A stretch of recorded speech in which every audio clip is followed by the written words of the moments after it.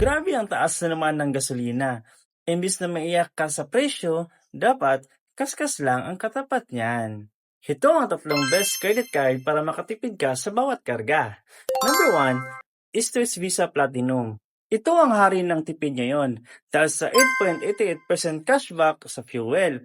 Isipin mo, halos 1,200 ang balik sa'yo buwan-buwan.